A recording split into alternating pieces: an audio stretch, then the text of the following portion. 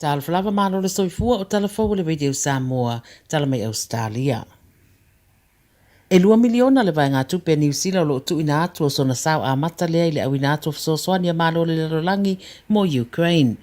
E se mai lea wa wala au nei le vai ngā whai le national mo se humanitarian visa mo tangata surufai mai Ukraine o lo iai a inga i New Zealand. O le Green e mana na o ia au mai e New Zealand i tangata surufai se lua hafe mai Ukraine.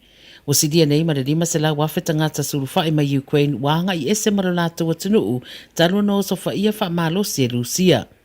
Wadi patia fo i wataru sanga Ukraine na ia avea o se sui o le Union Europa le European Union.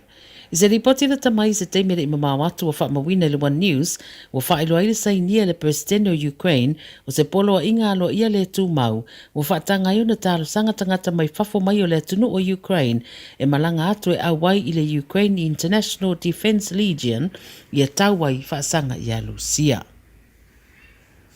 O nisi o whale o loa te tele a Ausetalia e whaatawina le awa malosi e pe o le Dan Murphy ma le BWS o whaeloa le vaisa nei o le whaeloa ina o le lātou lango mo Ukraine o le a ave sea mai ei o loa Lucia mai whata o lātou whale o loa. O whaapopo atu iei maisi pisinisi e pe o le The Endeavour Group le fo ie umieina le Sella Masters ma le Jimmy Brings.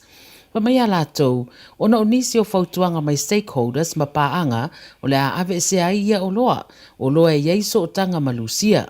Wa tūla i mai lea tūlanga i le mai ai fo i ona tuuina i fo se tālo sanga mai le asosi o tangata Ukraine i Victoria.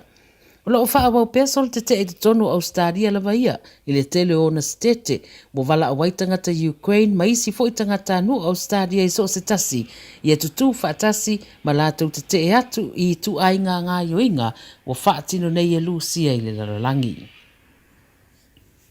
O whaasasolo mai i sini winga lolo wao le tau e peo na mawhati ai nei tangata lo o au mau Brisbane ma a aila tāne whapena fo i maisi vaenga o New South Wales e peo Lismore ma o na tua oi.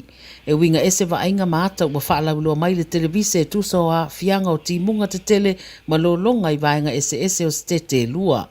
O se siri poti le 7 News me le asona nafi na whaaria i se video o se tasi ali ina whasoso ane atu iai se tangata Ausetalia malawe mai tā whenga.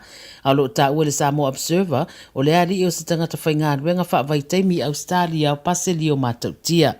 I le whaatanonga le 7 News ma le tamā sa whasoso ane atu i a paselio na tā ua ia le tamā le whaalongoina lo na vai o na e whaisi whainga tā ma le a ave o le vai a o le mea sili wa mawhaino whaasawina mai le soifua o siali I Brisbane la vai e to o walu tangata wa whaamaunia wa maririu mai nei lo longa a o whaawa wai ngā nuenga whasosoani ma ngā nuenga la vea i le so.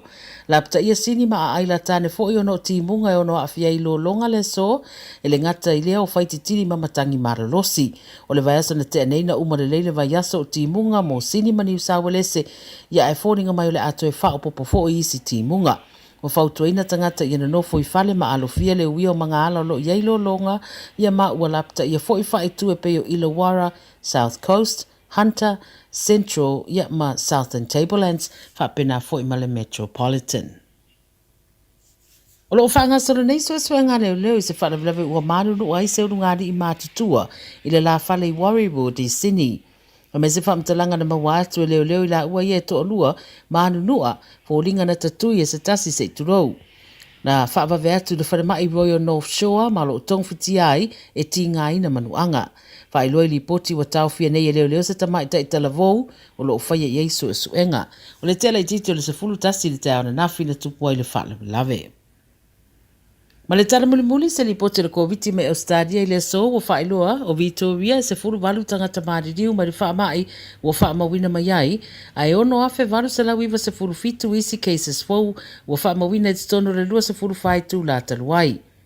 O le au whai o ngase le koviti o tau fia i whanemai o pa mai le lua se lau lima se fulu lima mai le lua se lau walu se fulu tolu na iana nafi. O New South Wales wa whaamaunia e toa iwa tangata maririu ma le walu afe walu se lau fitu sfulu wha o isi tangata wa afia. E afe ma le iwa sfulu walu ngase le koviti o lo i whale mai ma i Tasmania e iwa se lau lima sfulu fitu tangata afia ai leise soifua mau. O le ACT e ono se lau iwa sefululua cases fua o le COVID ma le fase fulurima o ngase le whanemai. I Queensland e tolu afe tolu se lau sefululua tangata ua wha maonia mai le a afie le COVID sefuluiwa i le lua sefulu wha i tu la taluai. O tala na le radio Samoa mo le nei a wauli.